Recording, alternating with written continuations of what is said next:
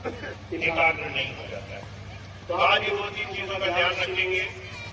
जब आज आप इस चीज को करके देख लेंगे, कल मैं कुछ और चीजें बताऊंगा। तो आज बैठने से पहले एक प्रार्थना करेंगे, उसके बाद मन ही मन जैसे हम लोग प्रार्थना करते हैं गुरु से, अपनी निजी प्रार्थना कि गुरु हमें चरणों में जोड़े।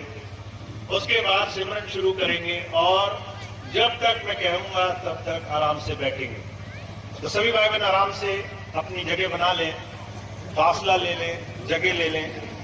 एक प्रार्थना हम करते हैं, उसके बाद आप लोग आंखें बंद करके मेरे साथ बैठेंगे, मैं भी आपके साथ बैठूंगा। इत्मीनान से बैठें। 2 चीजों का ध्यान रखें।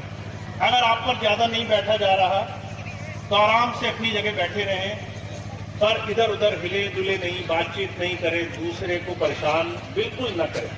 क्योंकि अगर आपका नहीं बन रहा तो कम से कम शुरू करो। खांसी आ गई, फिर से ध्यान उधर लगाओ। पैर में दर्द हुआ, थोड़ा लानी नहीं लानी, मन में शोक नहीं रखना कि हमें ये नहीं हो रहा, हम गलत हैं। बस प्रयास। सभी लोग साथ बोलेंगे, उसके बाद आंखें बंद कर लेंगे, फिर हम सब लोग साथ बैठेंगे और आप थोड़ी देर के लिए ध्यान। आप सबको यही प्रयास करना है कि आप धीरे धीरे ध्यान में नियमित हो जाएं। क्योंकि मैं धीरे से एक छोटा सा नियम लाने वाला हूं, हालांकि अभी बताने की जरूरत नहीं है, पर जो भाई बहन ध्यान करेंगे उन्हीं से मैं मिलूंगा बाद में। तो आपको थोड़ा सा नियम नए वर्ष में प्रवेश करना है। कोई भी भाई बहन बिना संकल्प लिए प्रवेश न करे। मैं कोई भी चीज जो आपको जरूरी लगती है उसका संकल्प लीजिए। मैं तो लोगों से भी कहता हूँ, अगर आप कहें मेरे थोड़े से विकार दूर हो जाए, मेरी बीड़ी सिगरेट दूर हो जाए, मेरा कोई नशा दूर हो जाए, मेरी कोई बुरी आदत दूर हो जाए, मैं संकल्प लेता हूँ, तो वो भी बहुत अच्छा है। अगर आप ये कहें कि मैं जीवन में सेवा के कार्य में लगना चाहता हूँ, जब भी सेवा भंडारे के होंगे तो मैं थोड़ा पहले आऊंगा, सेवा में लग जाऊंगा, सेवा करूंगा, ये संकल्प लेता हूँ, ये भी बहुत अच्छा है। अगर आप कहें मैं रोज थोड़ा समय लेकर ध्यान करूंगा, ये भी संकल्प बहुत अच्छा है। कोई संकल्प लीजिए और उसको पूरा करने के लिए हर रोज ईमानदारी से कदम उठाइए। हर रोज किसी एक दिन भी वो संकल्प छूटना नहीं चाहिए, ऐसा दृढ़ विश्वास हम रख करके संकल्प लेंगे। तो पहली बात तो ये हुई। दूसरी बात, आपको मालूम है इस भंडारे के साथ साथ 2 व्यवस्थाएं हमने और करने की कोशिश करी है, जो हम आगे आने वाले कार्यक्रमों में आप सकता हूँ। कई बार भाइयों को देखता हूँ और जब वो मेरे पास आते हैं तो 100 में से 95 लोग ऐसे होते हैं जिनको शरीर का कष्ट है। उनकी उम्र ज्यादा नहीं है पर उनको शरीर के कष्ट लगे हुए हैं, दर्द है शरीर में, अलग अलग तरह के रोग हो गए हैं, अलग अलग तरह की परेशानियां हो गई हैं। और मैं पिछली बार मैंने हमारे बड़े प्रेमी विशेष बातें दी। अब इसका छोटा सा उदाहरण मैं आपको देता हूँ। आप किसी को प्रेम भाव में खिलाना, जब आप किसी के घर जाते हैं या जब कोई भाई बहन किसी को अपने घर बुलाते हैं तो वो उनको प्रेम भाव से, बहुत आदर सम्मान से बहुत ज्यादा खिलाना चाहते हैं, उनकी क्षमताओं से ज्यादा। अगर पहले 100 ग्राम की तो 200 ग्राम भर देना चाहते हैं। कहते हैं कि ज्यादा भर के जाए घर, ताकि 2-4 दिन खाना ही ना पड़े। और क्या ऐसा संभव है कि आपने आज खाया, 4 दिन नहीं खाएंगे तो काम चलेगा? आप शाम को फिर से मांगेंगे। पर ये हमारी आदत बन चुकी है, हमारी भारत संस्कृति में ये एक चीज बन गई है, पूछेंगे नहीं तो सामने वाला नाराज होगा।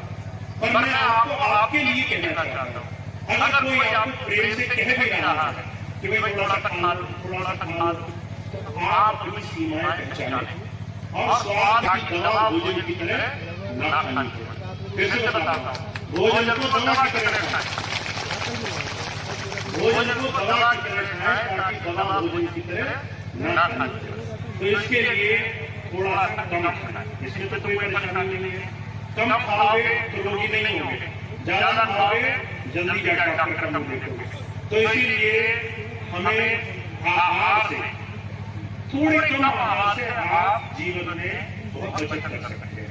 और जब मैंने डॉक्टर शैलेश जी से बात की तो उनका कहना ये था कि भैया जी, कम खाने से खर्चा कम होता है, ज्यादा खाने से खर्चा ज्यादा होता है। दोनों तरह से खाया उसका भी और उसके बाद डॉक्टर को दिया उसका भी।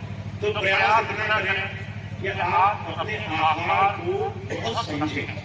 आपका भोजन वो भक्षण के लिए नहीं है, भोग के लिए नहीं है। कि 100 ग्राम की थैली 200 ग्राम बनाना है। आपको अपने आहार और अपने संतुलन पर ध्यान देना है। तो आपको जो जितने भी भाई बहन हैं, मैं सबको निरोगी देखना चाहता हूँ, क्योंकि इसमें मेरा स्वास्थ्य छुपा है। आप फिट रहोगे तो वजन करोगे, आप स्वस्थ नहीं रहोगे तो वजन क्या करोगे। मैं कहूँगा वजन पे बैठूंगा, आप मुझे देते हैं, चलो नहीं माना नहीं सही, पर अगर वो बच्चे जागरूक होंगे, अगर वो समाज की सेवा करना चाहेंगे, हमारे सत्संगी भाई बहनों की सेवा करना चाहेंगे, तो वो एक ट्रेनिंग ले सकते हैं जो डॉक्टर शैलेश जी के उनके निरीक्षण में होगी। उसके लिए जो बच्चे जो पढ़े लिखे हैं, जो पूरी तरह से जागरूक हैं दूसरों की सेवा करने के लिए, उनको 6 महीने की एक डिप्लोमा वाली उनको एक पढ़ाई उसका ज्ञान दिया जा सकेगा और वो सीख करके हमारे लिए काम करना चाहेंगे तो कर सकेंगे या फिर बाहर भी कर सकेंगे। तो जो हमारे ट्रेनिंग के लिए इच्छुक होंगे वो संपर्क करें। चलो नहीं माना नहीं सही, पर अगर वो बच्चे जागरूक होंगे, अगर वो समाज की सेवा करना चाहेंगे, हमारे सत्संगी भाई बहनों की सेवा करना चाहेंगे, तो वो एक ट्रेनिंग ले सकते हैं जो डॉक्टर शैलेश जी के उनके निरीक्षण में होगी।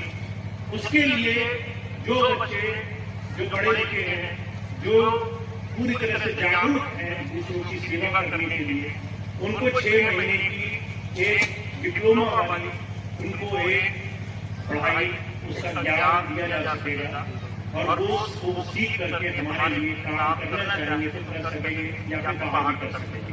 तो जो हमारे ट्रेनिंग के लिए इच्छुक होंगे वो संपर्क करें। ऑफिस में चलेंगे। सभी मेहमानों का ऑफिस से पधारे हुए मेहमानों का बहुत बहुत स्वागत है।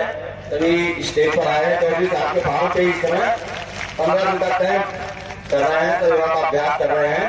हमारे चौधरी साहब के यहाँ विदेश से लोग आते भी हैं और विदेश में योगा का कैंप कराने विदेशों में भी आते हैं। बहुत सौभाग्य का विषय रहा कि आपका समय हम लोगों को आज मिला, हमारे कार्यक्रम में पधारे। आपका बहुत बहुत धन्यवाद। दहली के पास मुनई का गांव पड़ता है। रजनी फाउंडेशन का निर्माण किया है, तो उसको लेके कुछ आपकी जो योजनाएं हैं थोड़ा सा बताएंगे। योजनाएं ये हैं कि हम लोग पर्यावरण के चक्कर में मतलब पेड़ भी लगाएंगे, स्वास्थ्य के लिए शिविर भी लगाएंगे और जो बच्चों की विकलांग बच्चे हैं उनकी सेवा में योगदान देंगे। ऐसे बहुत से कार्यक्रम हैं जिनमें कि हम लोग उसमें सहयोग करेंगे। जैसे सर स्वास्थ्य को लेके कुछ कार्य होंगे? हाँ होंगे। उसमें हम जो है डॉक्टरों को बुला के शिविर भी लगाएंगे, आई कैम्प भी होंगे।